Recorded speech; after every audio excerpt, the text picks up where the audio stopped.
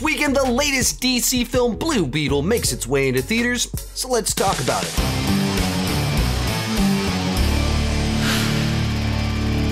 Hi, my name is Sean, and I love to talk about movies and TV way too much. With that in mind, go ahead and join me down below in the comment section.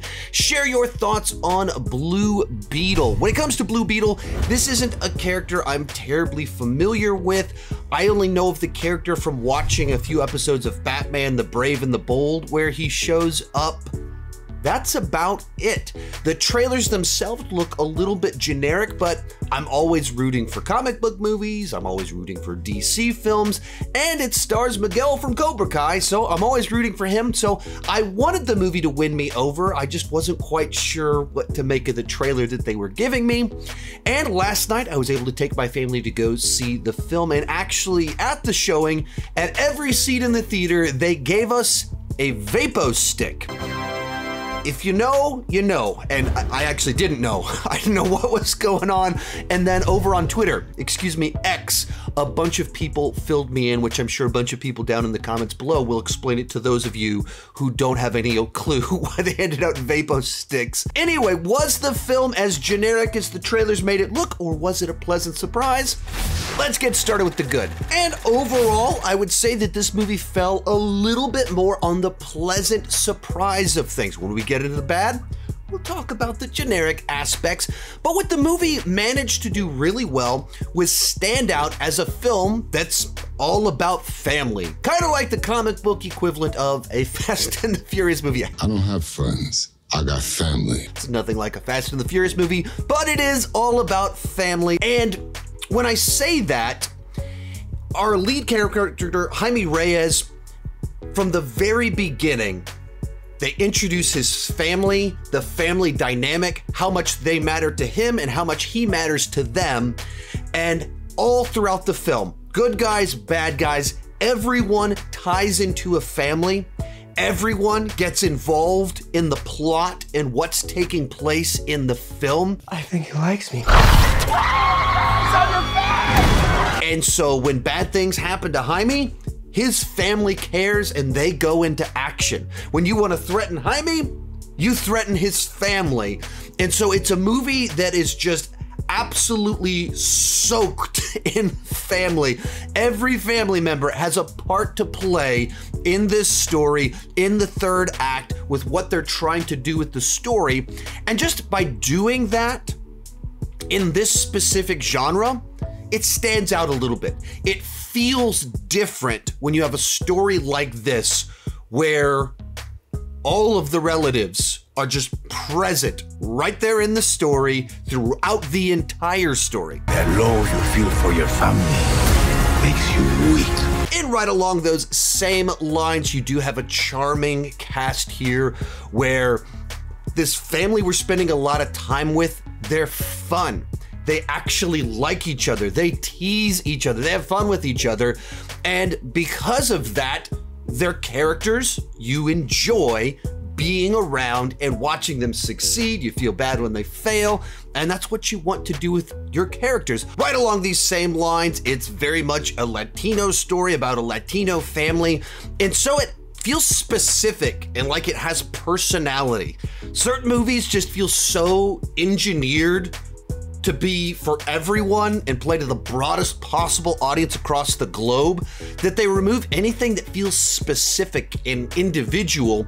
And this movie just kind of leans into it, not in a way that's like inaccessible or feels alienating, but you are spending time in their family, in their culture, and those two things very much are important and merged together with the way that things play out. So it just has a distinct vibe and flavor to it. Even when it comes to the score, right out of the gate, when you get the first notes of it, it has this very prominent synth score at the beginning that reminded me of the Tron Legacy score, which was a phenomenal synth score. And so anytime those synth notes came in, I absolutely loved it. And it just had something specific and different compared to so many other scores out there. And I would say that this is a movie that gets better as it goes along, and the third act is much better than the first act of the film. And a big part of that is when you start going into high gear with Blue Beetle, fighting dudes, but it's also involving the family into it, and they're using certain pieces of technology. They play into the story. Things are happening to different characters. You're invested in them, and that's where it really finds its own voice and style, and you see all the pieces kind of coming together in something new, but it's still familiar at the same time. So it's a movie that has the superhero action that you're expecting involving a guy in a suit. It has some comedy and humor that, it's not all the comedy lands every single time, but it's always has something kind of fun, adding some levity into the mix. And then it also does have some personal stakes. There is emotion, and because you care about the characters, you care about what happens to them and what happens to one person affects a different person.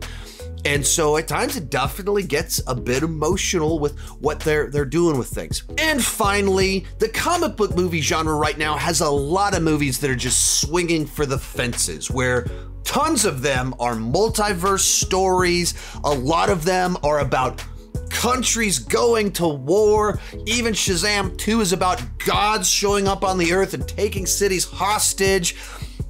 The Marvels might be silly and wacky, but it's this intergalactic story set on multiple planets. And there's something very refreshing about a comic book movie that's just about a dude trying to save his family. That it just kind of brings it back down to something closer to home and not just so overblown in scope and size. And I love a lot of those movies, but I miss a guy just trying to keep his friends and his family safe. And that's what this movie delivers. It's got heart, it's got humor, it's got some fun, and it's a simple, straightforward film. From there, let's move on to the mixed aspects. And these aren't necessarily good or bad things, they're just things I wanted to discuss in terms of the film. Is this a DCEU film or a DCU film? This movie, of course, was greenlit as a DCEU film. I think at one point in time it was going to be an HBO Max original. Clearly it's being released in theaters.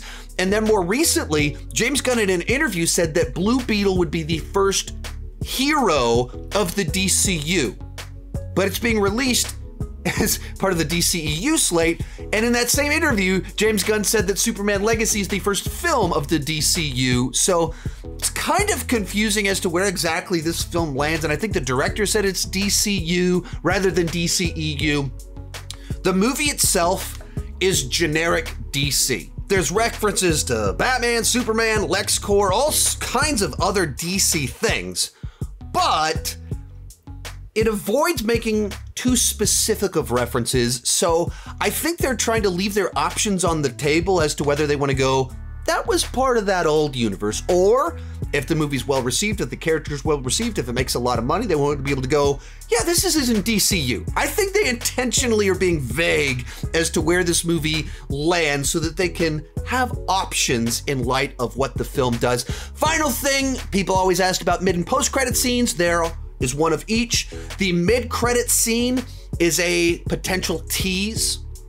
It follows up an important plot point in the film and potentially teases something for the future. And then the post-credit scene is just kind of a joke referencing something in the film that is just kind of goofy. So the mid-credit one, definitely stick around.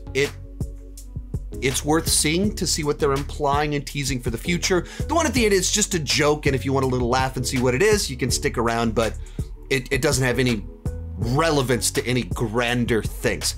From there, let's move on to the bad. As I mentioned earlier, I thought that the trailers made it seem a little bit generic, and when it comes to the plot, the villain scheme, the villains themselves, I think that generally speaking is pretty true. The movie distinguishes itself with the family aspects and the characters, and it does give it a different flavor. The plot itself, we've seen a lot of this before. A hero using a tech suit, Ant-Man and Iron Man. You have a past transfer of power where someone felt slighted and that motivates the villain. Ant-Man and Iron Man. The slighted person goes full psycho when they gain access to certain technology. Ant-Man and Iron Man. We are going to change the world with the power of the Scarab. It belongs to me. Once again. And as I keep saying, the movie itself doesn't feel like Ant-Man or Iron Man. It has plot points from those movies. A lot of the stuff with Jaime getting used to the Blue Beetle suit feels like Spider-Man and Spider-Man Homecoming, getting used to the Iron Man tech suit. Certain visuals look like the Iron Spider suit. There's a family dynamic that's a bit reminiscent of the first Shazam film. So it feels like it's pulling from a lot of different places, and when you put them all together, it definitely has a unique vibe to it. But there are aspects that come off generic and very familiar. Another thing about the film, the way that it introduces us to our different families and the way that it tries to contrast them, pretty kind of clunky and awkward. There's this running idea throughout the film that the Reyes family doesn't have much money, but they have each other. And then there's this evil corporation family that has all the money in the world, but they have no love for each other. It's just constantly running a contrast between the two. And it's really heavy-handed in the way that it introduces all of this. No real nuance or layers to it, just puts it on the nose, and so the movie just kicks off showing you all of this stuff. And it's a weird way to kind of introduce everything that it's trying to do. Finally, because the movie is so family-centric and develops those relationships and gets all those characters involved in the story, it creates a scenario where Blue Beetle himself feels like just a member of the ensemble, and thus is underdeveloped as a character.